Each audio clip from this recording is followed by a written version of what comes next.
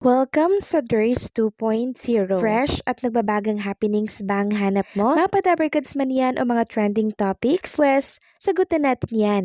Kaya naman isubscribe nyo na ang ating channel para sa mga nagbabagang balita everyday. So, ayun, welcome back again sa ating YouTube channel mga Kadabarkads. And for today's video, ang pag-uusapan natin ay tungkol sa mga importanteng ganap sa loob at sa labas ng Itbulaga. So, kanina nga po mga Kadabarkads, overtime ang Itbulaga. Dapat matatapos sila ng 2:30, di ba?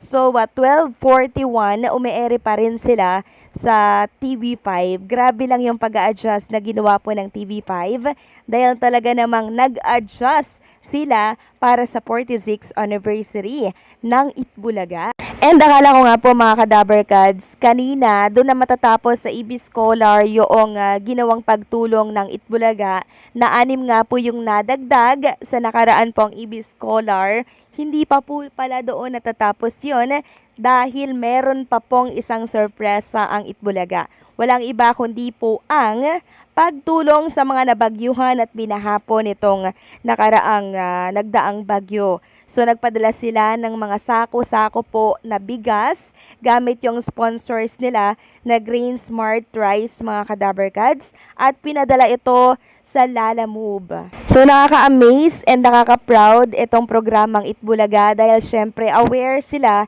sa mga nangyayari po sa ating kapaligiran, 'di ba? Kaya naman salip nga po na i-celebrate ng bongga yung pera po na hawak nila ngayon, itinulong nila yon, 'di ba? Itinulong po nila sa nangangailangan at sa mga nabahaan po na talaga namang kapuspalad at nangangailangan po ng tulong. Kaya naman ang buong Dabarkads saludo at very proud dito po sa Itbulaga. Alam ko, TBJ Production na naman ang nakaisip nito, kaya saludo po ang buong Dabarkads. At hindi lang yan mga Kadabarkads dahil trending tayo nationwide. Biruin nyo na halos umabot po tayo ng 200k sa TBJ YouTube channel pa lang yon mga Kadabarkads. Tinutukan po talaga to ng sambayanang Pilipino ang pagdaraos po ng 46th anniversary ng naturang programa. At hindi pa dyan natatapos ang pasorpresa po ng Itbulaga dahil during therapy mga Kadabarkads, yung pinakang last segment nila, akala nga po ng marami mga singing queens yung gaganap at magpe-present ng cards. Pero hindi po pala mga Kadabarkads, kundi ito yung mga datihang Dabarkads natin na nagbalikan sa Itbulaga kanina. Andyan po si Jimmy Saints na kung saan sobrang na-miss po talaga ng marami. Sabi nga po ng ilan, sana ibalik na ng Itbulaga si Jimmy Santos. Dahil talagang aliw na aliw ito sa naturang programa. Syempre, bumalik din po si Julia Clarete and si Hopia. Si Dabarkads ay Sigera. Yon mga Kadabarkads yung pinakamasaya din po na moment kanina dahil sobrang napasaya ng Itbulaga. Simple man po yung celebration nila mga Kadabarkads pero sobrang memorable po ito. Kakaiba po yung itinatak ng Itbulaga ngayong 46th anniversary nila. So, pinatunayan lamang po ng Itbulaga na hindi talaga mahalaga or importante yung magarbong celebration as long as maraming Dabarkads ang nagmamahal sa naturang programa and also, syempre, marami din po nilang natutulungan. Yun yung pinakamahalagang celebration dito sa 46th anniversary ng Itbulaga. At alam nyo po ba kanina, minarkahan na po ni Bossing Vic Soto yung 100th anniversary ng Itbulaga. Yes po mga Kadabarkads at i-claim na po natin yan. Sana lang po pagsapit ng 100 years ng Itbulaga mga Kadabarkads, malalakas pa po ang Tito Vic and Joey and syempre, kompleto pa rin sana sila. Sabi nga po ni Boss Joey De Leon kanina, hanggat may bata, meron pong nanay at tatay. Joke lang daw po, meron daw pong Itbulaga. At isa pang katanungan ng mga Dabarkads natin ay kung tuloy-tuloy na daw ba ang pagbabalik ni Atasha Mulak dito sa noontime show na Itbulaga mga Kadabarkads. So, bukas tingnan natin kung present pa din siya. Dahil kung hindi, ibig sabihin, naki-anniversary lamang siya and tuloy nag-promote ng Bajin News na kung saan ay napapanood ngayon sa Viva One. And hindi lang yan mga Kadabarkads dahil itong clone OPM male clones ay bumati din po syempre sa Itbulaga mga Kadabarkads. si Lucky M. Robles. Sabi niya po, happy 46th anniversary Itbulaga from Bida Boys. Shy Sing Competition, second runner-up, winner to OPM Male Clones Grand, winner of the Clones. Isang malaking karangalang or isang malaking pasasalamat sa Itbulaga TVJ. I will forever be grateful and thankful sa inyong lahat.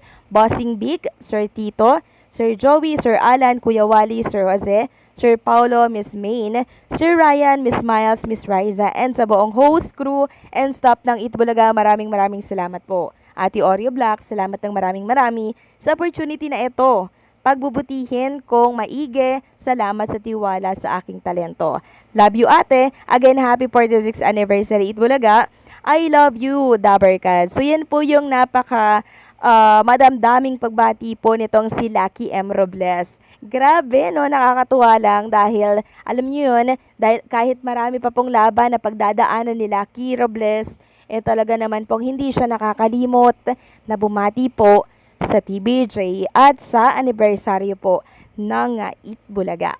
And kanina, nakasama din natin ang mga bigating sponsors po ng Itbulaga. Ulitin ko lang, Verse 3, Paji Bar, Chocomucho, Sunrocks, EO, Executive, Charmy, Owishi, Ensure Gold, KFC, Planax, PLDT at ang Travel Geek at syempre ang bagong sponsors ng Itbulaga.